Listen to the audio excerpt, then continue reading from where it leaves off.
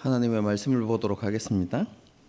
하나님께서 오늘 우리에게 주시는 말씀은 로마서 1장 7절에서 16절까지 말씀입니다. 로마에서 하나님의 사랑하심을 받고 성도로 부르심을 받은 모든 자에게 하나님 우리 아버지와 주 예수 그리스도로부터 은혜와 평강이 있기를 원하노라. 예수 그리스도로 말미암아 너희 모든 사람에 관하여 내 하나님께 감사함은 너희 믿음이 온 세상에 전파됨이로다. 내가 그의 아들의 복음 안에서 내 심령으로 섬기는 하나님이 나의 증인이 되시거니와 항상 내 기도에 쉬지 않고 너희를 말하며 어떻게 하든지 이제 하나님의 뜻 안에서 너희에게로 나아갈 좋은 길 얻기를 구하노라.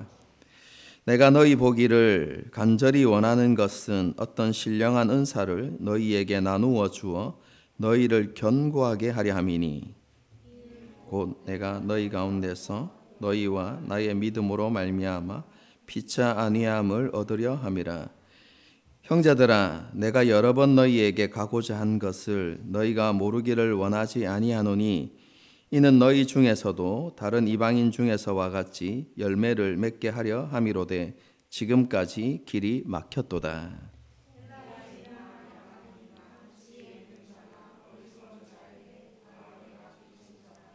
그러므로 나는 할 수 있는 대로 로마에 있는 너희에게도 복음 전하기를 원하노라.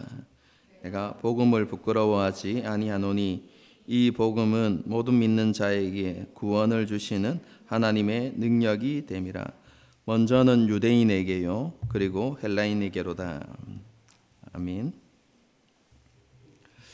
사도 바울은 로마서를 시작하면서 자신은 복음을 가르치고 전파하도록 하나님께서 구별하여 세우신 사도이며 동시에 자신은 그리스도의 노예라고 그렇게 소개했습니다. 그런데 그런 사도 바울이 전파하는 복음은 그 당시 널리 퍼졌던 로마의 복음이 아니라 하나님의 복음이었습니다. 죄 아래서 신음하는 우리를 구원하신다는 복된 소식, 기쁨의 소식, 그 복음이었죠. 그런데 이 복음은 하나님께서 계획하시고 하나님께서 약속하시고 하나님께서 성취하신 하나님의 복음이라는 것이죠. 그러므로 이 복음은 사람이 다르게 바꾸거나 새롭게 고칠 수 있는 것이 아니다. 제가 지난 시간에 강조했던 부분입니다. 시대와 상황에 맞게 복음을 바꾸어야 하는 것이 아니라 우리의 삶을 복음에 맞추어야 한다. 그것이 복음을 대하는 올바른 태도이다라는 것을 지난 시간에 강조했습니다. 이 복음은 영원토록 변하지 않는 진리이고 우리와 앞으로 올 모든 세대가 믿고 의지하고 붙들고 따라야만 하는 유일한 소망이다라는 사실을 우리가 알아야만 합니다. 사도 바울은 이런 하나님의 복음이 메시아이신 예수 그리스도 바로 그분에 대한 말씀이다라고 가르칩니다. 그래서 복음은 바로 예수 그리스도 그분이시다라고까지 말할 수 있습니다. 그리고 메시아이신 예수님께서는 우리를 대속하기 위해서 다윗의 혈통으로 오신 분이시고 부활하셔서 하나님 보좌 우편에 앉으신 만왕의 왕이시고 만주의 주가 되시는 하나님이시다라고 그렇게 소개하죠. 참 사람이시고 참 하나님이신 분이다라고 그 메시아를 소개하고 있는 것입니다. 사도 바울이 이런 예수 그리스도의 복음을 선포하는 목적이 뭐라고 했습니까? 그것은 그 복음을 믿고 받아들이는 사람들에게 뭐가 있게 하기 위해서? 믿음의 순종이 있도록 하기 위해서 자신은 복음을 전파하고 있다라고 그렇게 말씀을 드렸죠. 예수님을 주님으로 믿고 고백하는 그 사람은 반드시 믿음의 순종이 따라야 한다라는 것을 말씀하고 있는 것이죠.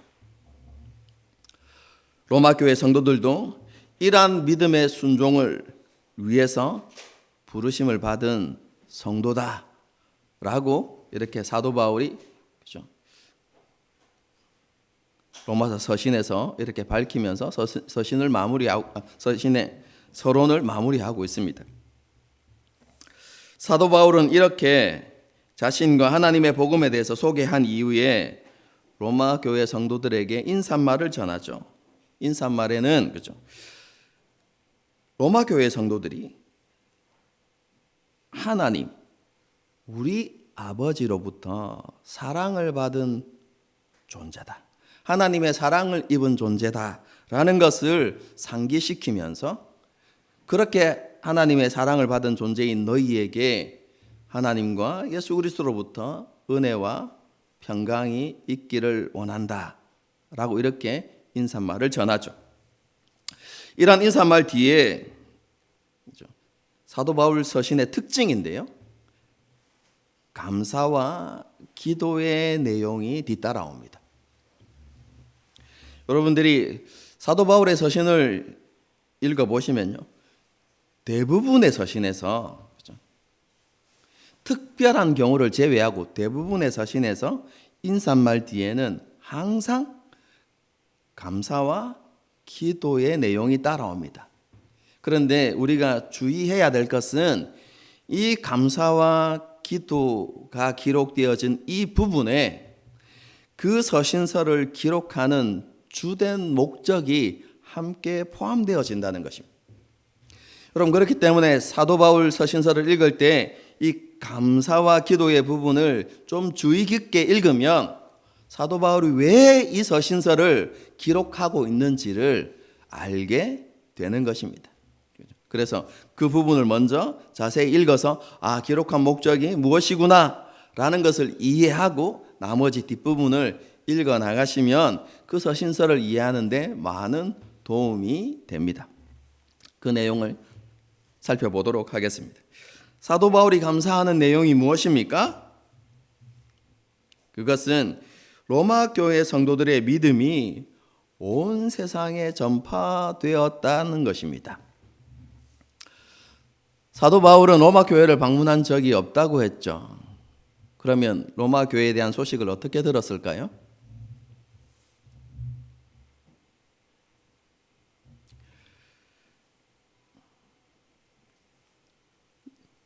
지난번에 로마서가 언제 기록되었다고 했죠? 사도 바울이 전도 여행을 다녔는데 1차, 2차, 3차까지 전도 여행을 다녔습니다. 그리고 3차 전도 여행 마지막 시점에 고린도에서 3개월을 머물면서 이 로마서를 기록했다고 했죠. 사도 바울은 이렇게 3차까지 전도 여행을 다니면서 많은 사람들을 만나고 접촉하게 됩니다. 그 가운데 아마도 로마에서 온 성도들이 있었을 것입니다. 혹은 로마 교회를 방문했던 경험이 있었던 한동안 그곳에 머물렀던 그런 그리스도인들도 만날 수 있었겠죠. 그런 그리스도인들로부터 혹은 로마 교회 성도들로부터 로마 교회가 어떻게 세워졌고 어떻게 신앙생활을 하고 있는지에 대한 이야기를 들었을 것입니다. 그리고 그 모든 이야기들을 종합해 볼 때 사도 바울이 이런 결론을 내렸던 것이죠. 로마 교회가 정말로 하나님께서 기뻐하시는 바른 믿음 가운데 서 있구나라는 그런 결론을 내리게 됩니다. 그러면서 비록 자신이 세운 교회는 아니지만 그 복음의 역사로 말미암아 로마의 교회가 세워지고, 로마가 어떤 곳이라고요? 불신앙의 중심지, 세상의 중심지였던 그곳에 하나님의 교회가 세워진 것으로 인하여서 하나님께 감사하면서 그 교회가 더욱더 견고하게 설 수 있도록 기도할 때마다 로마 교회를 떠올리고 그들을 위해서 기도해 왔던 것이죠. 사도 바울은 자신이 그렇게 로마 교회를 위해서 감사하고 또 계속해서 기도하고 있다는 것이 진실임을 증명하기 위해서 하나님을 증인으로 끌어오죠. 하나님께서 증인이시다. 그렇기 때문에 내가 너희를 위하여서 항상 감사하고 기도하는 것은 진짜다, 사실이다 이렇게 이야기하고 있는 것이죠. 여러분, 로마 교회 성도들이 이렇게 바른 믿음 위에 서 있고 사도 바울은 그들을 위해서 항상 기도하고 있는데 왜 굳이 사도 바울은 로마 교회를 직접 방문하려고 했을까요? 왜 그것을 간절하게 바랬을까요? 그 이유가 무엇이겠습니까? 그 이유를 13절에서 13절까지에 기록하고 있습니다. 다시 한번 읽어드리겠습니다. 내가 너희 보기를 간절히 원하는 것은 어떤 신령한 은사를 너희에게 나누어 주어 너희를 견고하게 하려 함이니 이는 곧 내가 너희 가운데서 너희와 나의 믿음으로 말미암아 피차 아니함을 얻으려 함이라. 형제들아, 내가 여러 번 너희에게 가고자 한 것을 너희가 모르기를 원하지 아니하노니 이는 너희 중에서도 다른 이방인 중에서와 같이 열매를 맺게 하려 함이로되 지금까지 길이 막혔도다. 사도 바울이 로마 교회에 가기 원했던 중요한 이유는 신령한 은사를 나누어 주어서 그들을 견고하게 세우기 위함이다. 그것이 목적이다. 라고 이렇게 이야기하죠. 여러분, 그렇다면 신령한 은사가 무엇일까요?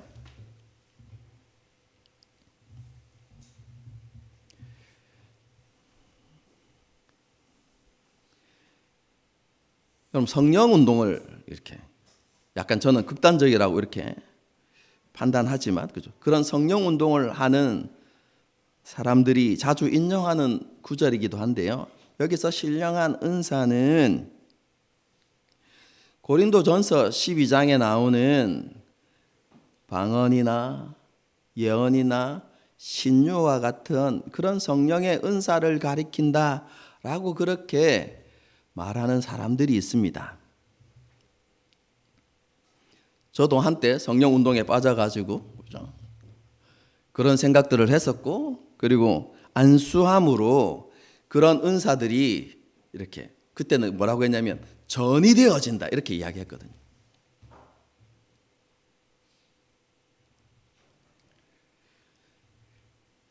여러분, 정말로 본문에서 말하는 그 신령한 은사가 성령의 은사를 가리키는 것일까요?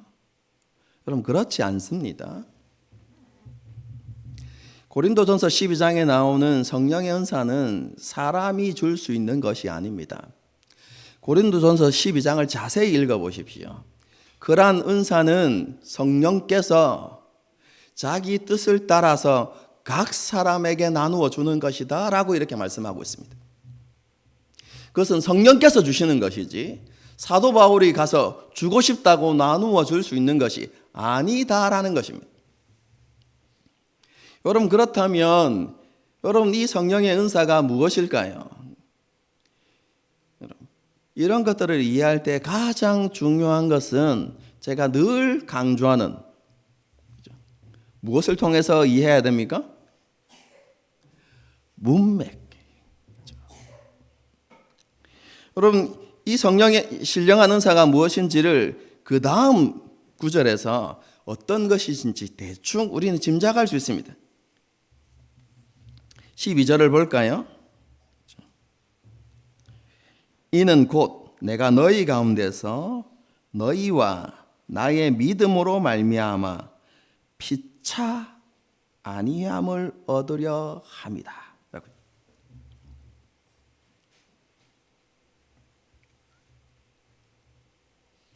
사도 바울의 믿음과 관련되어진 어떤 것들을 전달함으로 그들을 위로하고 격려하고 견고히 세우는 것이고, 사도 바울도 그곳에서 그들의 믿음을 통해서, 믿음과 관련되어진 어떠한 것들을 통해서 자신도 위로받고 격려받기를 원한다는 거예요. 여러분, 그게 사도 바울이 로마 교회에 가려고 했던 목적입니다. 여러분, 그렇다면 그 믿음에 관한 것이 무엇일까요? 여러분, 그것은 한마디로 이야기하면 하나님 나라의 복음과 그 복음으로 말미암아 일어났던 놀랍고 감동스러운 역사들을 가리키는 것입니다.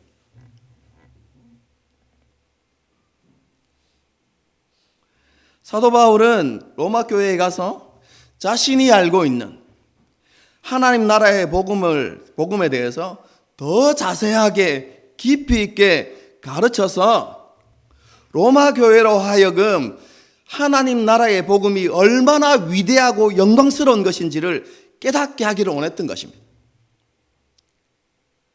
그리고 그 복음은 지식에 머무는 것이 아니라 복음이 전파되어지는 곳마다 하나님의 놀라운 역사들, 사람들이 변화되어지고 회복되어지고, 그리고 사람들이 세워지는 그 놀라운 역사들을 함께 전하면서 그 성도들로 하여금 이 복음에 대한 확신을 더욱더 굳게 하고 그들이 흔들리지 않는 믿음 위에 세워지길 원했던 것이죠. 그것이 로마 교회에 가려고 했던 주된 목적 중에 하나였습니다. 여러분, 그런데 사도 바울은 뭐라고 이야기합니까?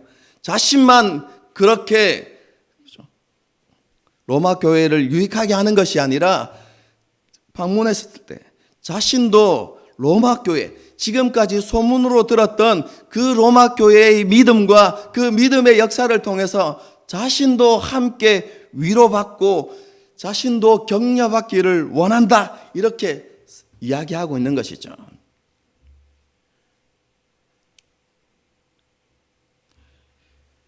이런 모습을 통해서 사도 바울 역시 연약한 존재였음을 알게 되어집니다. 위대한 사도였죠. 그리고 하나님의 복음의 역사를 전하면서 그 복음의 능력과 복음의 역사를 눈으로 확인했던 그런 사도 바울이었지만 그에게 뭐가 필요하다고요? 여전히 위로와 격려가 필요하죠.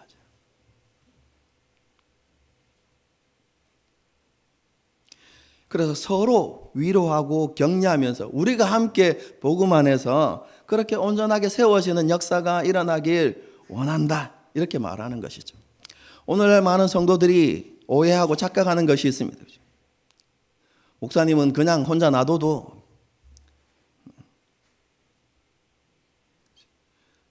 믿음 가운데 굳게 서고 흔들리지 않고 그렇게 하실 거야. 왜냐하면 목사님이니까.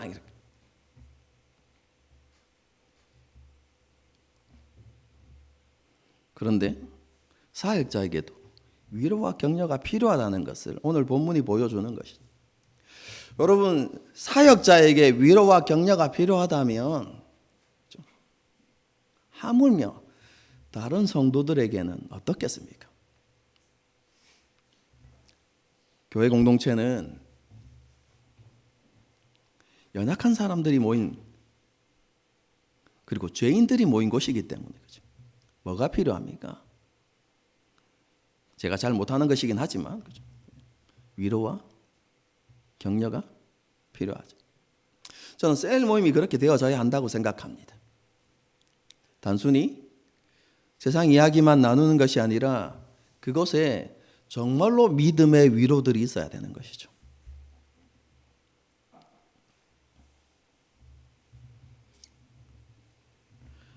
어쨌든 사도 바울은 그 복음과 복음의 역사를 전함으로 로마 교회 성도들이 흔들리지 않는 믿음과 확신 가운데 굳게 서서 삶 속에서 하나님께서 원하시는 열매 맺는 삶을 살아가기를, 그렇게 사도 바울이 원했던 것이죠. 한마디로 사도 바울이 로마 교회를 방문하려는 목적은 로마 교회 성도들이 열매 맺는 성숙한 그리스도인들이 되도록 하기 위함이라는 것이죠. 여러분, 이것은 로마 교회를 향한 사도 바울의 간절한 바람이기도 하지만 모든 그리스도인을 향한 하나님의 소원이기도 하다는 사실을 우리는 기억해야만 합니다. 하나님께서는 우리의 믿음이 자라서 우리가 성숙한 그리스도인이 되기를 원하십니다. 하지만 오늘날 많은 그리스도인들이 어린아이의 신앙에 머물러 있는 것을 보게 됩니다.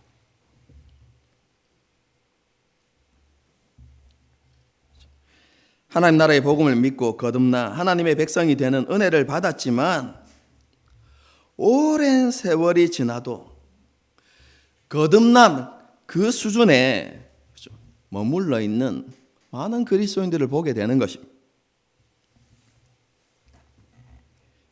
이유가 무엇일까요?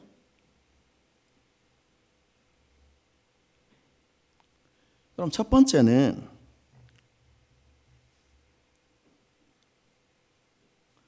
하나님 나라의 복음과 그 복음의 원리를 잘 알지 못하기 때문입니다. 특별히 믿음과 관련해서 그 믿음이, 성도들의 믿음이 어떻게 자라가는지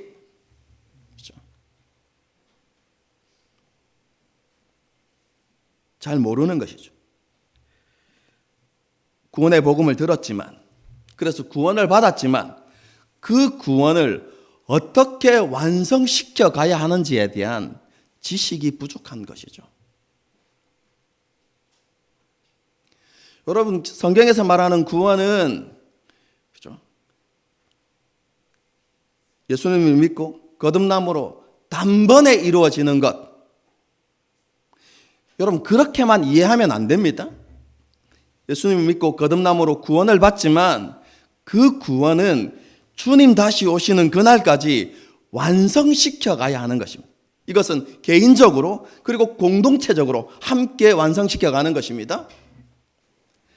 성도들이 모르는 것 중에 하나가 개인의 구원을 완성시켜 가야 한다는 것, 이것을 이 정도까지 아는 성도들은 있지만 공동체가 함께 그 구원을 완성시켜야 한다는 것까지 아는 성도들은 그렇게 많지 않은 것 같습니다. 우리의 구원은 개인의 구원이기도 하지만 공동체적 구원이기도 하다는 사실을 알아야만 합니다. 제가 늘 강조하죠. 기독교 신앙은 개인의 신앙이기도 하지만 공동체의 신앙이기도 하다. 그래서 개인이 하나님 앞에서 자라가면서 구원을 완성시켜 가야 하지만 동시에 교회도 하나님께서 주신 구원을 완성시켜 가야 하는 것이죠. 하나님께서 원하시는 공동체의 모습을 만들어 가야 한다는 것입니다. 여러분, 그런데 그러한 것들에 대해서 잘 모르기 때문에 믿음이 자라지 않는 경우들이 있습니다. 두 번째는요, 믿음의 성숙에 따르는 대가를 지불하려고 하지 않기 때문에 그렇습니다.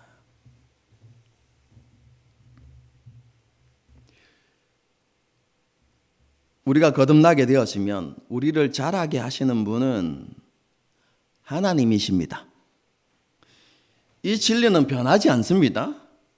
여러분, 그런데 자라기 위해서는, 우리의 믿음이 자라기 위해서는 희생과 포기와 헌신과 수고가 따라야 하는 것입니다. 이것은 나중에 12장 이후로 넘어가면 자세히 나오니까요. 저는 간략하게만 언급하겠습니다. 예배를 우리의 삶의 중심에 두어야 하고, 예배 생활도 내가 익숙한 대로, 내가 알고 있는 대로 하는 것이 아니라 말씀에 기록된 대로 예배 생활을 하고, 삶의 우선순위를 바꾸고 시간과 물질을 들이고 때로는 하나님을 위해서 혹은 교회의 유익을 위해서 내가 소중하게 여겼던 것들을 내려놓을 줄도 알아야 하고 복음의 원리를 따라서 원치 않는 선택을 해야 될 때도 있습니다.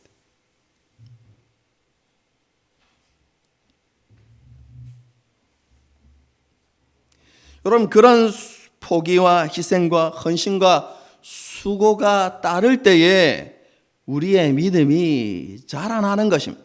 여러분, 그런데 그것은 일단 어렵고 귀찮고 하기 싫은 것이죠.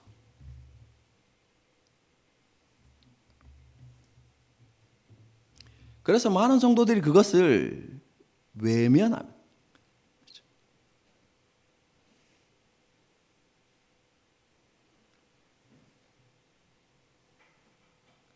그러면서 교회 생활을 열심히 하죠.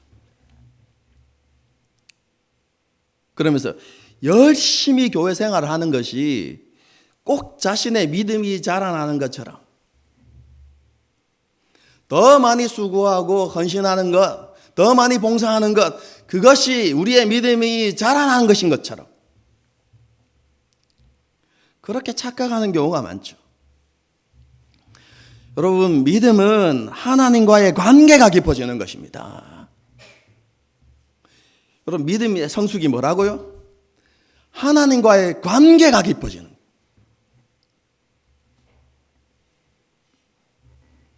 하나님의 어떠하심을 더 깊이 알아가고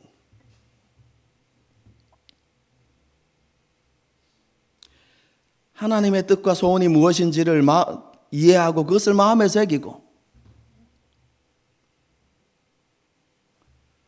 시간이 흐를수록 우리의 관점이 하나님의 관점으로 변화되어지고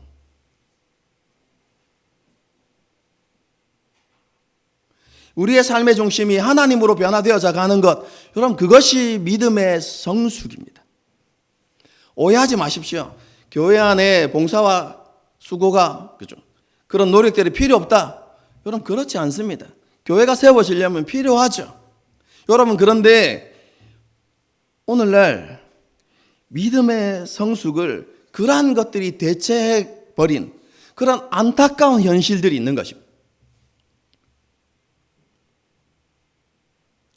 그리고 성도들이 그리고 교회가 함께 믿음의 성숙을 위해서 노력하고 애쓰고 여러분, 그것에 관심을 가지고 그것에 열심을 모으기보다 그렇죠?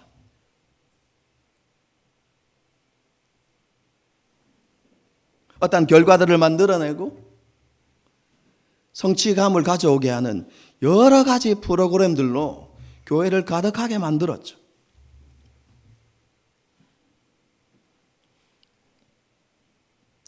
프로그램이 믿음의 성숙을 대체한 것입니다.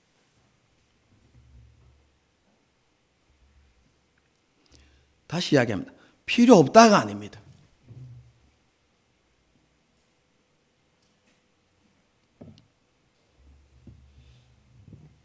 여러분, 그렇기 때문에 오랫동안 신앙생활을 하지만 교회 생활은 점점 익숙해지지만 하나님과의 관계는 깊어지지 않는 것이죠.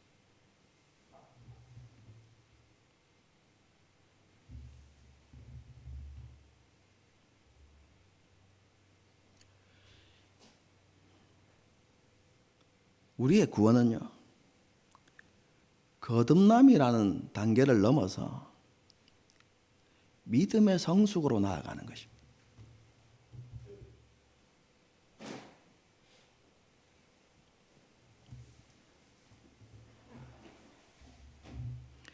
사도 바울은 로마 교회 성도가 성숙한 믿음에 이르기를 원한다고 밝힌 이후에 그렇죠?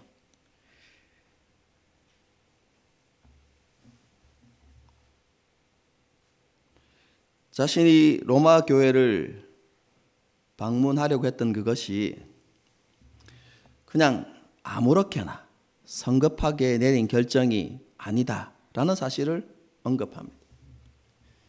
쉽게 말해서 그 일은 심사숙고하여서 내린 결정이다라고 이렇게 이야기하는 것이죠. 아주 오래전부터 생각하고 계획했던 일이었다라고 이야기하는 것이죠. 그러면서 다시 한번 로마에 가려는 목적을 밝힙니다. 그것을 조금 다르게 표현하는데요. 로마에 있는 성도들에게 뭐라고요? 복음을 전하기 위함이다. 이렇게 이야기하죠.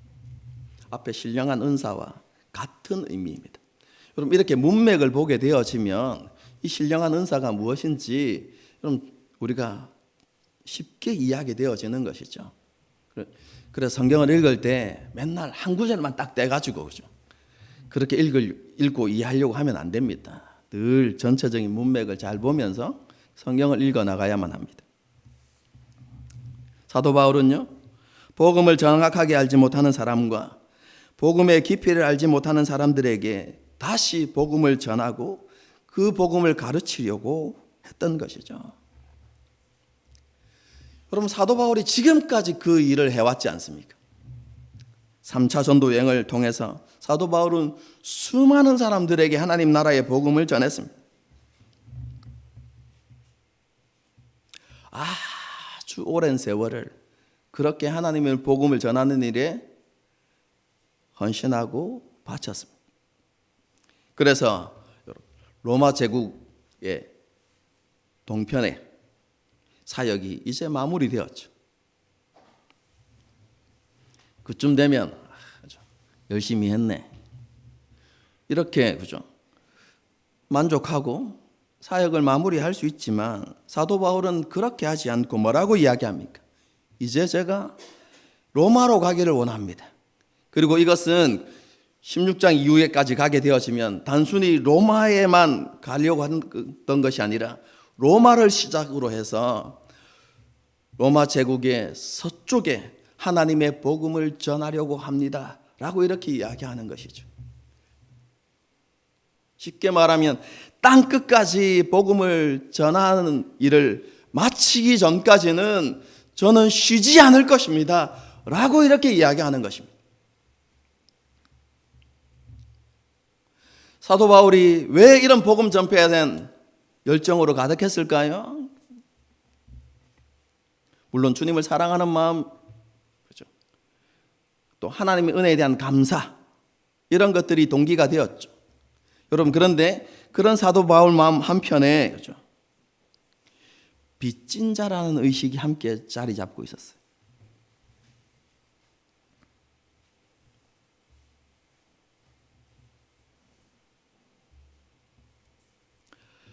그럼 사도 바울이 누구에게 무슨 빚을 졌을까요?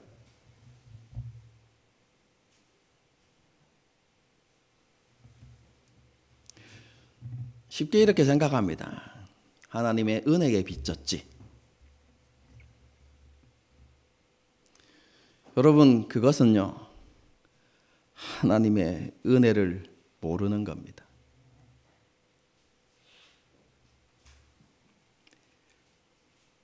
은혜는 대가를 요구하는 게 아닙니다, 여러분. 그럼 하나님의 은혜에 대한 바른 이해를 가져야만 합니다. 은혜를 하나님께 받으면 우리가 빚을 지는 게 아닙니다, 여러분. 왜냐하면 하나님께서 대가를 바라고 주시는 것을 은혜라고 하지 않기 때문입니다. 은혜는 자격 없는 자에게 하나님께서 값없이 베풀어 주시는 선물입니다, 여러분. 여러분 그래서 그것은 감사함으로 받는 것입니다.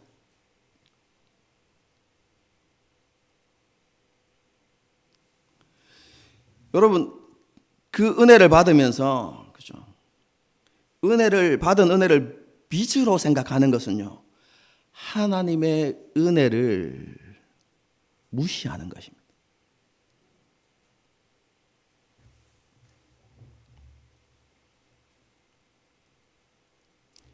사도 바울은 은혜에 빚졌다고 말하는 게 아닙니다. 사도 바울이 빚을 진 대상은요, 하나님이 아니라 똑같이 자신과 같이 하나님의 은혜를 받아야 하는 사람들입니다. 사도 바울은 그들에게 빚을 졌다고 생각하는 거예요. 이 예를 돕기 위해서 제가 예를 하나 들어드리겠습니다. 앞에 앉아 있는 성호가 미애에게 전달해 달라고 저한테 100만 원을 맡겼어요.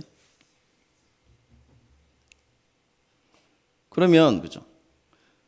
저에게는 뭐가 생깁니까? 이 100만 원을 미애에게 전달해야 될 뭐가 생기죠? 의무가 생기는 거예요.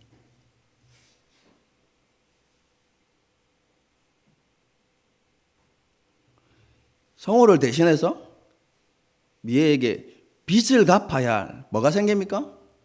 의무가, 책임이 생겨나는 것이죠. 사도 바울이 빚을 졌다고 말하는 개념이 바로 그겁니다. 그런데 돈이 아니라 무엇입니까? 자신의 모든 것의 주인이신 예수 그리스도께서 뭘 맡기셨다고요? 이것 좀 전달해줘 라고 복음을 맡기셨다는.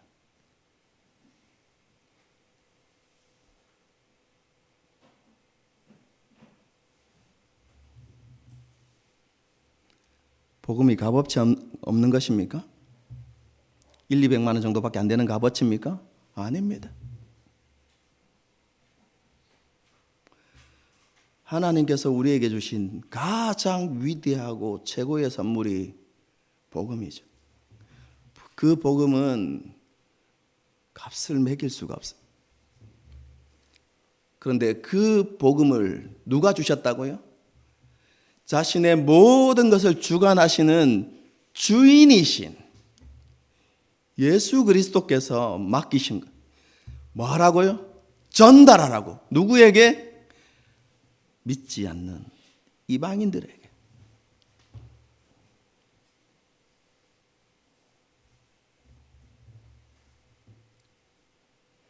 사도 바울은 그런 관점에서 자신은 빚을 지고 있다고 생각했어요.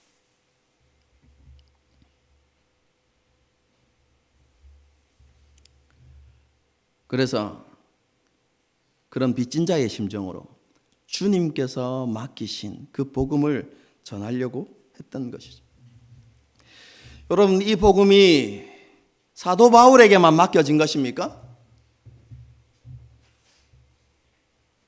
우리 모두에게 맡겨진 것이죠.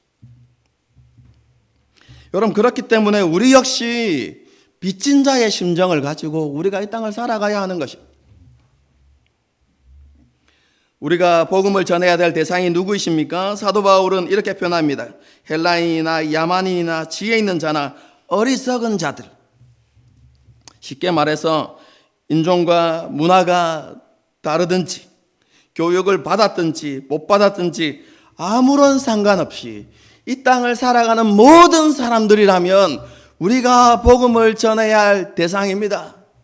이렇게 말하는 것이죠. 우리는 너무나 사람을 쉽게 판단하고 구별하죠. 그런데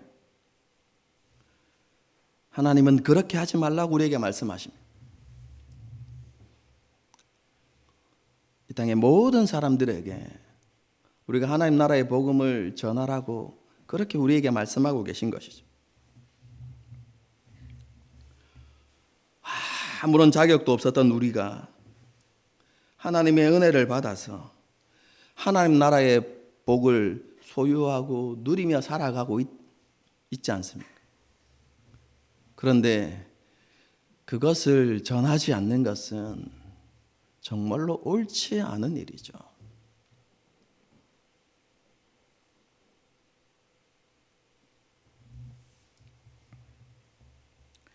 우리는 빚진 자로서 복음을 전해야 할 의무와 책임이 있는 사람들입니다. 하지만 많은 사람들이 복음을 부끄러워합니다. 왜냐하면 복음이 세상의 가치관이나 시대 정신과 맞지 않기 때문이라고 생각하죠. 세상은요, 박의 정신을 바탕으로 인종과 국적과 종교의 차이를 초월하여서 인류가 공존할 수 있고 더 나은 복지를 실현할 수 있다고 믿는 사람들이 다수입니다. 이걸 뭐라고 하죠? 휴머니즘, 그리고 박애주의라고 합니다. 쉽게 말하면 사람은요, 스스로 자신과 세상을 구원할 수 있다고 믿는 것이죠. 여러분, 그런데 성경의 메시지가 무엇입니까? 복음의 메시지가 무엇입니까? 하나님의 은혜가 아니면 사람은 구원받지 못한다는 것입니다. 세상은 더 높은 것을 바라보지만 복음은 가장 낮은 것을 가르칩니다. 세상은 힘을 추구하지만 복음은 희생과 섬김을 이야기하죠. 세상 모든 사람들이, 대부분의 사람들이 자신은 고상하고 괜찮은 사람으로 인정받기를 원해요. 그런데 복음은 무엇이라고 이야기합니까? 우리가 바람에 사라질 안개와 같은 존재이고 해가 뜨면 사라질 들풀과도 같은 존재이고 악하고 죄인이며 타락한 본성을 가진 그런 존재라고 우리에게 이야기하죠. 여러분, 이런 복음의 메시지는요, 세상 사람들이 환영할 메시지가 아닙니다, 여러분.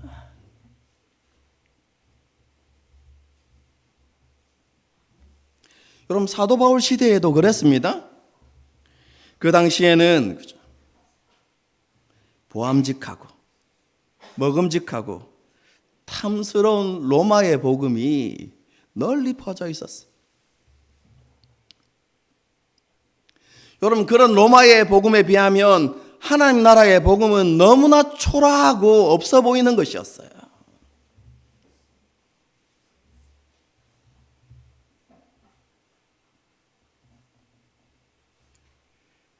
메시아가 십자가에서 비참하게 죽었다라는 이 메시지는요, 로마인들에게 매력적인 메시지가 아니었어요. 여러분, 그것은 너무나 어리석게 보이는 그런 이야기에 불과했습니다. 여러분, 근데 사도 바울이 뭐라고 이야기합니까? 로마의 복음이 꽃피우고 있는 세상의 중심이라고 할 수 있는 그 로마를 향하여서 뭐라고 이야기합니까? 나는 복음을 부끄러워하지 않습니다. 이렇게 이야기합니다. 이유가 무엇입니까? 그 복음은 모든 믿는 자에게 구원을 주시는 하나님의 능력이기 때문에 그렇습니다. 조금 전에도 말씀드렸지만 복음은 하나님께서 주신 가장 위대하고 가장 가치 있는 최고의 선물입니다. 그런데요, 이 복음은요, 어떠한 사상이나 교리가 아닙니다. 우리를 죄로부터 자유케 하고 모든 억압과 눌림으로부터 해방시켜주는 하나님의 능력입니다. 우리의 생각과 마음, 인생의 목표와 목적, 세상을 바라보는 시각과 관점, 삶의 가치와 인간관계 등 모든 것을 새롭게 하는 하나님의 능력이 바로 복음입니다. 복음은 하나님과의 화해를 가져오고 영원한 하나님의 나라를 보증하는 것입니다. 여러분, 이 복음이 구원하지 못하는 사람이 없습니다. 변화시키지 못하는 사람이 없습니다. 왜냐하면 복음을 믿고 받아들이는 순간 죽음에서 부활하신 예수 그리스도께서 그분이 우리 안에 들어오시는 것이기 때문에 그렇습니다. 여러분, 그것이 복음입니다. 하나님 나라의 복음을 믿는 순간 우리를 강하게 하는 어떤 능력 정도가 우리에게 임하는 게 아닙니다.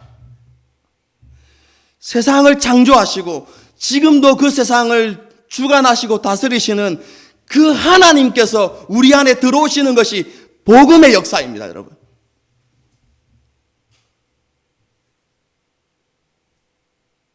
우리가 그런 복음을 소유했습니다.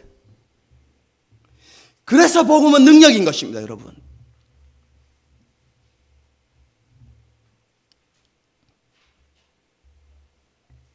복음은 창조주이시며 주권자이신 하나님과 함께 살아가는 것입니다. 그분의 은혜 아래서 살아가는 것입니다. 그분의 능력 아래서 살아가는 것입니다. 그분의 도우심과 그분의 인도하심 아래서 살아가는 것이 복음입니다, 여러분.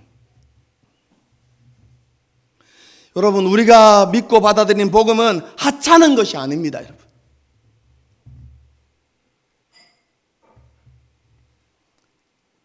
하나님 그분을 선물로 받는 것입니다.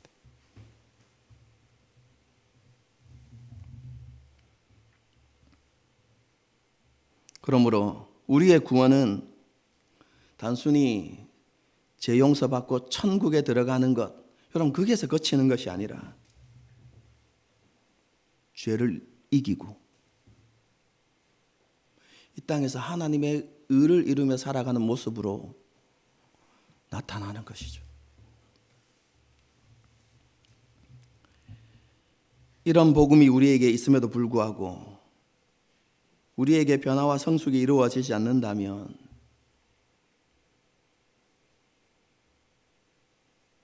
그건 잘못된 것이죠. 우리가 잘못되었거나 복음이 가짜거나 둘 중에 하나인 것이죠.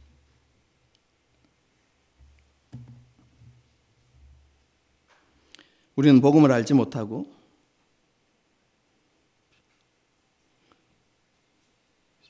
복음을 알지 못하거나 복음의 원리를 따라 살지 않는다면 우리 안에 변화와 성숙이 일어나지 않을 것입니다.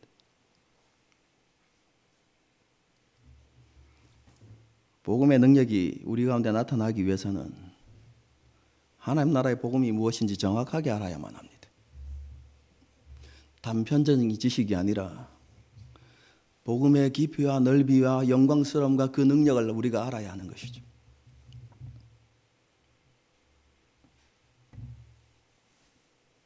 그리고 지난 시간에 말씀드렸던 것처럼 우리 안에 거하시는 그 하나님을 보고 그 하나님과 교제하고 그 하나님과의 연합을 우리가 위하여서 노력할 때 비로소 우리의 삶들 가운데 복음의 역사들이 나타나는 것입니다.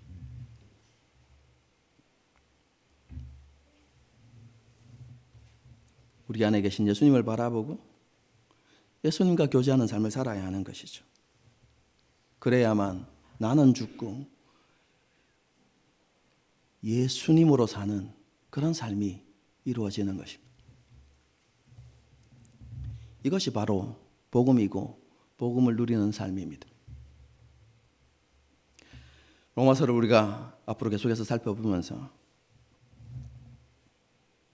우리가 알고 있던 단편적인 복음의 지식을 넘어서 복음의 위대함이 무엇인지, 복음의 능력이 무엇인지, 복음의 영광스러움과 복음의 부요함이 무엇인지를 다시 한번 마음에 새기고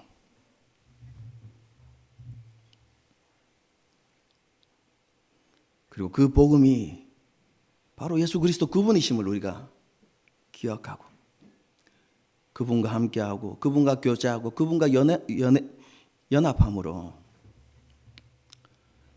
복음의 능력을 누리고 복음을 살아내고 복음을 증거하면서 그렇게 살아가는 저와 여러분이 될 수 있기를 주님의 이름으로 축원합니다.